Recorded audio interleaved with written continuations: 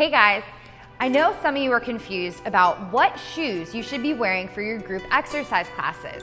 Is it okay to wear your running sneakers for both your afternoon jogs as well as maybe your bar boot camp classes at the gym? And the answer is no, you shouldn't be wearing the same shoes. And I'm gonna tell you why right now. So when it comes to a running shoe, there's a few terms to know.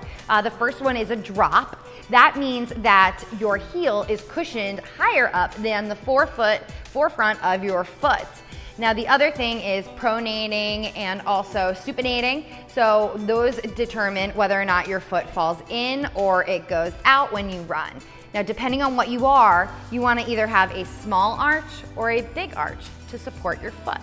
Now to find out which one you are, I recommend going to a specialty sneaker store and have them fit you for a shoe that is meant for your foot.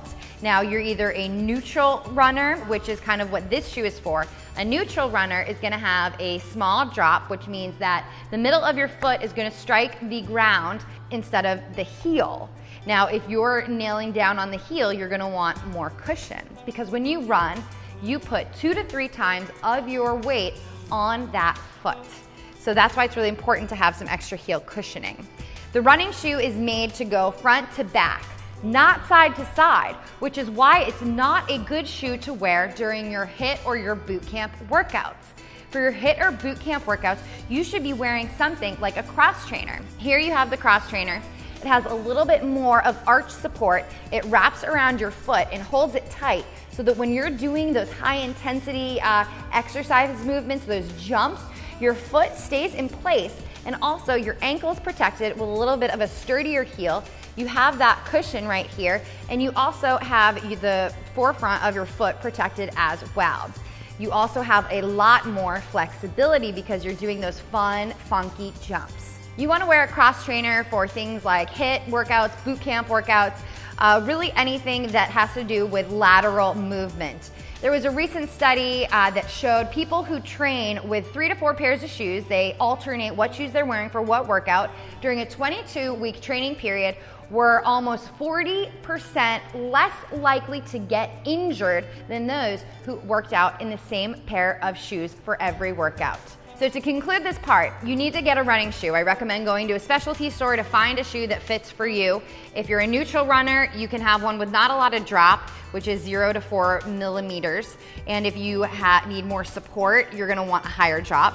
And you're gonna want a cross trainer for anything that you're doing with lateral movements. So you need a running shoe and a cross trainer for lateral movement fun stuff. When it comes to other sports, things like bar and yoga, you don't need any shoes at all. Thank God, you get to save yourself some money. When it comes to spinning, I recently bought my own pair of spin shoes. It helps me get a better workout, pedal faster, and have an even circular motion with my foot so that I can use my quads and also my hamstrings pretty evenly. When you just wear sneakers, I find that I use my quads a lot more, and I know you guys watching this video don't want larger quads from spinning. You get my drift, although they won't bulk up, but just a little side note. When it comes to dance classes like Zumba, you want to get a shoe that has a kind of a soft surface underneath so you can do those fun spins and not something that's gonna like make you stop halfway through the turn.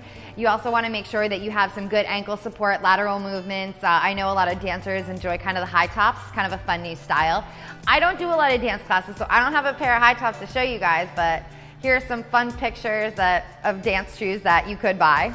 So if you're curious what kind of shoe to wear for a group exercise class versus running, should you run in both, should you have separate ones, hopefully this video cleared up a little bit, and if you're more confused, leave your comment down below. I know there was a lot of information in this video, and for an awesome HIIT workout, stay tuned to the end to see one of my recent favorites featuring my Jessica Simpson arms and also my Ultimate Booty Boot Camp.